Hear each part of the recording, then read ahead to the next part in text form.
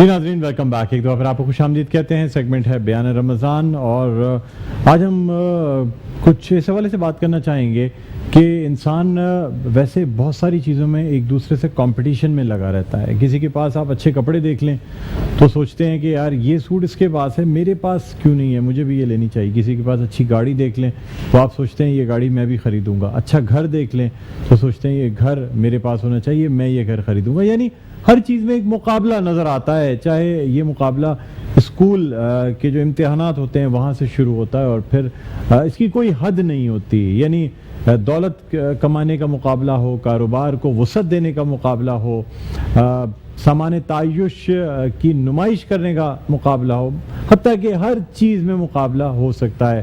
اولاد کی کامیابی کے حوالے سے بہت سے لوگ مقابلہ کرتے ہیں۔ کئی لوگ شادی کی تقریبات کرتے ہیں تو اس میں کمپٹیشن کر رہے ہوتے ہیں کہ دیکھو ہم نے ایسی تقریب منعقد کی ہے کہ خاندان میں یا پورے کراچی میں شاید ایسی کوئی تقریب منعقد نہیں کی ہوگی۔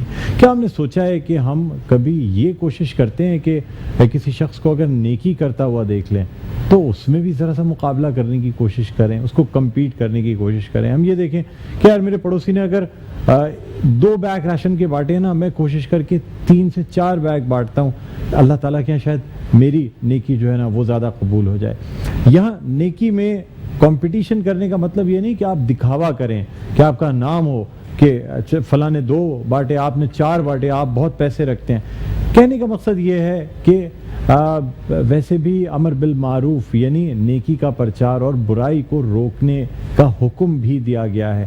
یعنی جس قدر ہو سکے نیکی کا پرچار بھی کیا جائے۔ اگر آپ کو نظر آتا ہے کوئی شخص نیکی کے کام کر رہا ہے تو اس کو اپریشیٹ کریں تاکہ دوسرے لوگوں تک بات پہنچے، دوسرے لوگوں کو بھی ایک بیک اپ، ایک مورل سپورٹ ملے گی، جی انہیں بھی اچھے کام کرنے چاہیے۔ بہرحال آج اس پہ بات کریں گے کہ نیکی کی میں سبقت کیسے لے کے جانی ہے، کس طرح نیکی میں آگے بڑھنا ہے۔ ہمارے ساتھ ہمیشہ کی طرح موجود ہیں شجاع الدین شیخ صاحب۔ السلام علیکم شجاع بھائی، خوش آمدید کہتے ہیں سر۔ وعلیکم السلام ورحمۃ اللہ وبرکاتہ، جزاک اللہ خیر۔ ڈاکٹر صاحب کیسے مزاج؟ جی اللہ کا کرم شجاع بھائی، بہت شکریہ، بہت عمدہ تمہید آپ کی طرف سے آ گئی اور انشاءاللہ مجھے گفتگو میں آسانی ہوگی، جزاک اللہ خیر۔ ناظرین کرام السلام علیکم ورحمۃ اللہ وبرکاتہ۔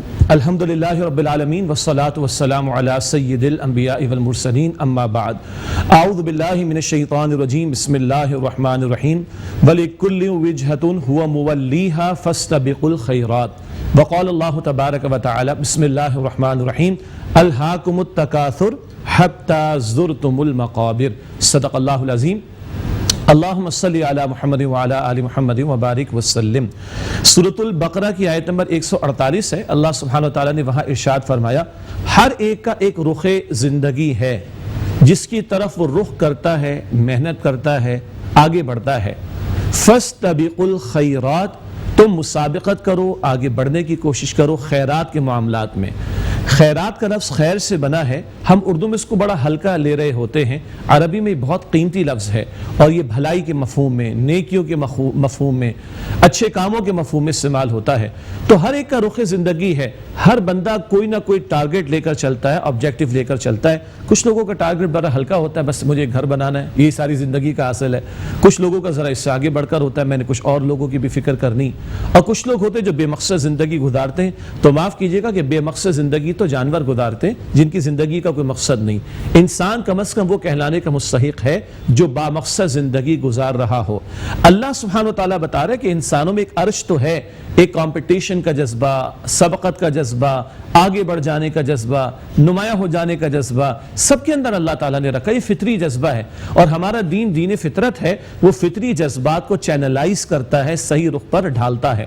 ساتھ میں نے آپ کے سامنے آیت تلاوت کی ہے، بلکہ 2 آیات، سورہ تکاثر ہم سب کو یاد ہوگی، الہاکم التکاثر حتی زرتم المقابر، یہ کثرت کی خواہش نے تمہیں غفلت میں مبتلا کر دیا یہاں تک کہ تم نے قبریں جا دیکھی۔ کیا مطلب؟ انسان کبھی ایک ٹارگٹ سیٹ کرتا ہے، اچھا اس کے پاس میں پہنچ گیا تو ایک اور ٹارگٹ سیٹ کر رہا ہوتا ہے اور آگے بڑھتا ہے، سامان 100 برس کا پل کی خبر نہیں، یہاں تک کہ وہ قبر کے حوالے ہو جایا کرتا ہے۔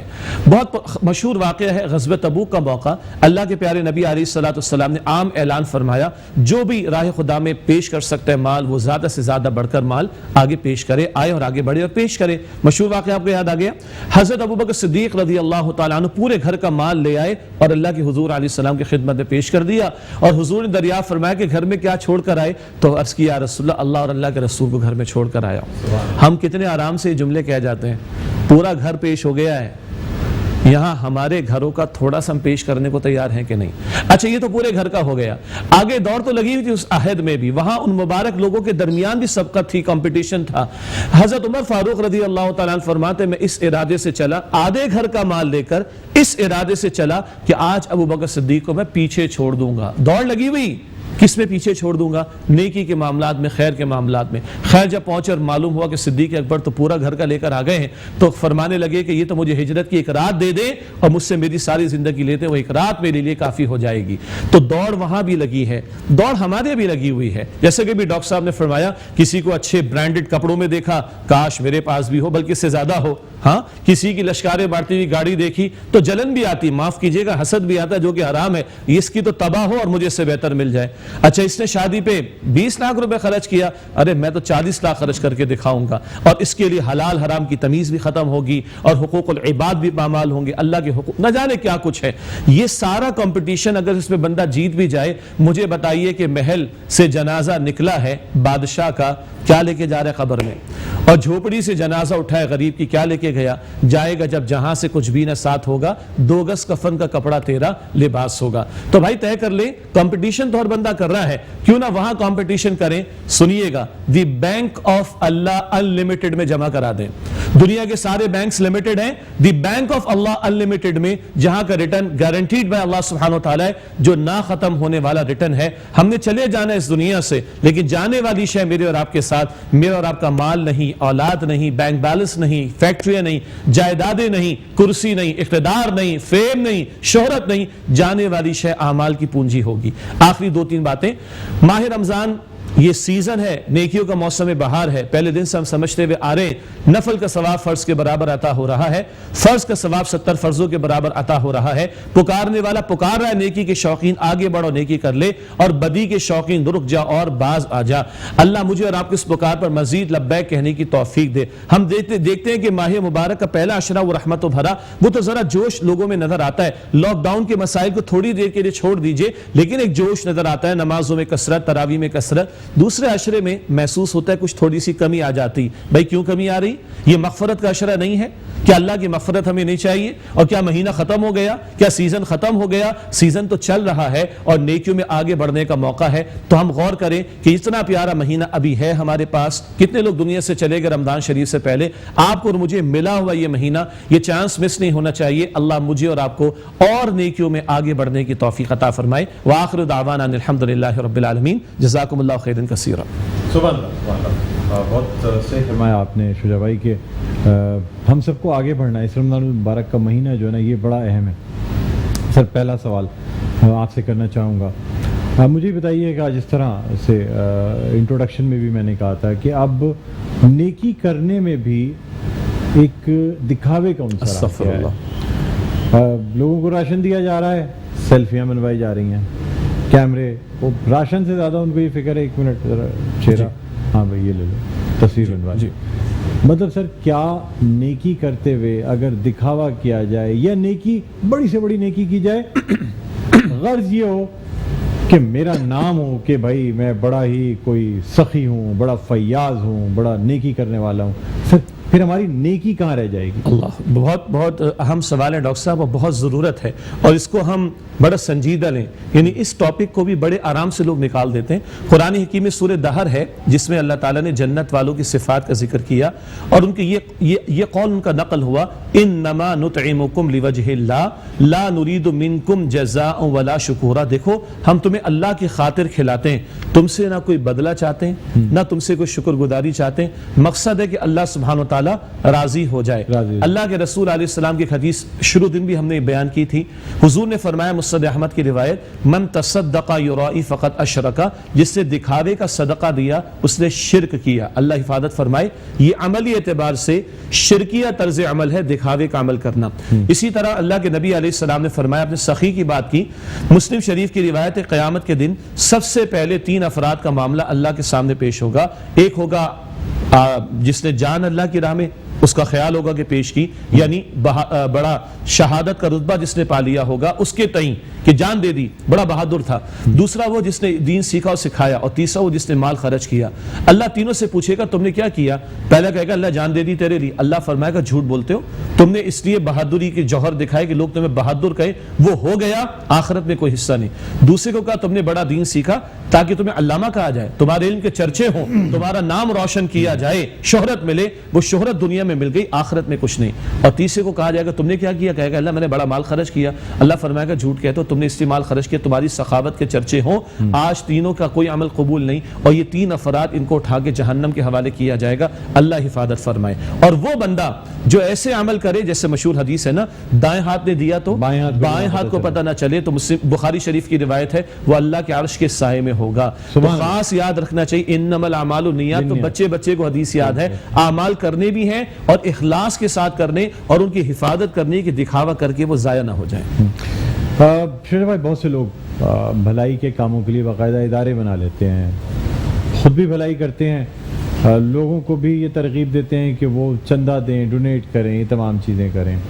اچھا، یہ جو ادارے بن جاتے ہیں، اس میں جو شخص یہ تمام کام کر رہا ہوتا ہے، سب سے پہلے وہ اپنی ایک بڑی سی تنخواہ رکھتا ہے، وہ کہتا ہے یار میں اتنا پڑھا لکھا آدمی ہوں، میں دن کے 4 سے 5 گھنٹے اس فلاح کے کام میں دے رہا ہوں، تو میری تنخواہ ہونی چاہیے۔ وہ فلاح کا کام اپنی جگہ، لیکن یہ 4 لاکھ روپے صرف بڑے بڑے ٹرسٹ میں کیا بتاؤں، بڑے بڑے ہاسپٹل کے جو ٹرسٹ بنے ہوئے ہیں اس میں بھی باقاعدہ پیڈ لوگ کام کر رہے ہیں، وہی ٹرسٹی ہیں، وہی پیمنٹ پہ بھی ہیں۔ یہ جائز ہے سر کہ آپ زکوٰۃ، خیرات، صدقات لوگوں سے لے رہے ہوں، لیکن آپ یہ کہیں کہ یار میں زکوٰۃ کا تو مستحق نہیں ہوں، لیکن جب میں کام کر رہا ہوں نا اس کے 2 لاکھ روپے تو میری تنخواہ کا حق بنتا ہے؟ اس حوالے سے بتا دیکھیے 2-3 ایسپیکٹس ہیں، بڑا طویل سوال ہے ویسے۔ سب سے پہلے تو یہ سارا سوشل ویلفیئر کا کام ریاست کے کرنے کا ہے، ریاست یہ کام نہیں کر رہی تو وہ ظالم ہے اور وہ اللہ تعالیٰ کے ہاں جواب دہ ہوگی۔ ریاست نہیں کرتی تو پھر کچھ لوگوں کو کرنا پڑتا ہے، اچھے لوگ بھی ہوں گے اور وہ بھی جن کا آپ نے تذکرہ فرمایا، اور بالکل آپ وجہ فرما رہے ہیں۔ بعض اوقات تو لگتا ہے کہ ٹرسٹ بنایا ہی گیا ہے اپنی فیملی کے لیے اور اپنے پیٹ کو بھرنے کے لیے، دلوں کا حال تو اللہ تعالیٰ جانتا ہے۔ اب لوگ اعتماد کر کے اپنا حلال کا پیسہ مخلوق خدا کی خدمت کے لیے ان لوگوں کے حوالے کریں، اور یہ بڑے بڑے جو آپ لفظ استعمال کریں گے انشاءاللہ، پرکس لیتے ہیں، اس کے پریویلیجز لیتے ہیں، بڑی بڑی گاڑیاں لیتے ہیں، اس کے اندر پیٹرول ان کا آ رہا ہے، گھر کی گروسری آ رہی ہے، بچوں کی ٹیوشن کی فی جا رہی ہے، بچوں کی اسکول کی فی جا رھی، اور جناب وہ ٹرسٹیز کا یہ سارا دھندا کہاں سے ہو رہا ہے؟ جو عوام ان کو چندہ دے رہے ہیں۔ ظاہری بات ہے بالکل جائز نہیں ہے بھائی، آپ نے کیوں یہ کھکیڑ مول لیا کہ جناب آپ کی وسعت نہیں اور آپ نے جناب لوگوں کے بلبوتے کے اوپر ہی کام کرنا چاہا؟ ٹرسٹ میں کام کرنے والے لوگ اپنی سیلری لیں گے تو وہ زکوٰۃ تو نہیں کہلائے گی نا جو ٹرسٹ میں زکوٰۃ جمع ہوگی۔ اب اس پر آتے ہیں انشاءاللہ۔ دیکھیے اب ہم نے ایک ہاسپٹل بنایا، کچھ پریکٹیکل ایشوز بھی ہیں نا، ہاسپٹل میں آپ کو ڈاکٹرز رکھنے ہوں گے نا، نرسز کو بھی آپ نے رکھنا ہوگا، ایڈمن کے لوگوں کو بھی رکھنا ہوگا، یہ ہوں گے تو ہاسپٹل چلے گا، اور چاہے وہ چیریٹیبل بیسس پر ہو، یہ ہوں گے تو ہاسپٹل چلے گا، اور وہ لوگ کہ جن کا علاج ہونا ہے وہ علاج ہو سکے گا۔ اگر ڈاکٹرز نہیں ہیں، نرسز نہیں ہیں، ایڈمنسٹریشن کے لوگ نہیں ہیں، تو ظاہری بات ہے ہاسپٹل تو نہیں چل سکتا۔ تو یہ تو وہ نیسیسری اسٹاف ہے جو آپ کو رکھنا پڑے گا۔ تو ظاہری بات ہے جو ڈونیشنز آ رہی ہیں ان میں سے ہی ان کے اخراجات پورے کیے جائیں گے، مگر یہ وہ ہو جو ویلڈ بھی ہوں، یہ وہ ہوں کہ جو جسٹیفائیڈ ہوں، اگر اس کو ہم کہا جائے، اور ان کے نام پر کچھ لوگ اگر پیسہ بٹور رہے ہیں تو ظاہری بات ہے وہ اللہ کے غضب کو دعوت دے رہے ہیں۔ ایک اور انداز سے اس کو سمجھ لیں، بڑی عجیب بات ہے، ایک شخص حضور کے دور میں حضور کے ساتھ صحابہ کی جماعت میں چلا ہے قتال کرنے کے لیے اور مر گیا، میں شہید نہیں کہہ رہا، مر گیا، بخاری کی روایت ہے۔ تو صحابہ نے کہا یا رسول اللہ یہ شہید ہو گیا؟ آپ نے فرمایا شہید نہیں ہوا، یہ جہنم میں اس کو میں دیکھ رہا ہوں۔ یا رسول اللہ ایسا کیا ہوا؟ آپ نے فرمایا کہ مال غنیمت کی ایک چادر اس نے چرا لی تھی اللہ اکبر، تو یہ شہید جہنم میں ہونے کے ہے بعد جہنم میں چلا، جی صرف وہ ایک چادر چرا ایک چادر، تو مال غنیمت تو مشترکہ مال ہوتا ہے نا مسلمانوں کا، اس کی ایک چادر کوئی چرائے تو جہنم میں، اور کھڑا ہے رسول اللہ کے ساتھ قتال کے میدان میں جہنم میں۔ آج پبلک کا پیسہ لوٹنے والے حکمراں ہوں یا ادارے ہوں یا ٹرسٹیز ہوں، آپ سوچیے ان کا انجام کیا ہوگا۔ ڈرنا چاہیے، اللہ کا خوف کرنا چاہیے، اللہ کے غضب کو دعوت دینے والی بات ہے جو انجسٹیفائڈ قسم کے بینیفٹس حاصل کرنا چاہتے اس طرح کے معاملات میں۔ ٹھیک ہے، بہت شکریہ شجاع بھائی، آپ تشریف لائے، بہت اچھی گفتگو رہی، جزاک اللہ ڈاکٹر تشنگی ہے، بہت سارے سوالات ہیں، آئندہ پھر انشاءاللہ نشستوں میں آپ سے پوچھتے رہیں گے۔ انشاءاللہ۔ ناظرین، چھوٹا سا ایک وقفہ، وقفے کے بعد دوبارہ آپ کی خدمت میں حاضر ہوتے ہیں، دیکھتے رہیے آباد ہے رمضان۔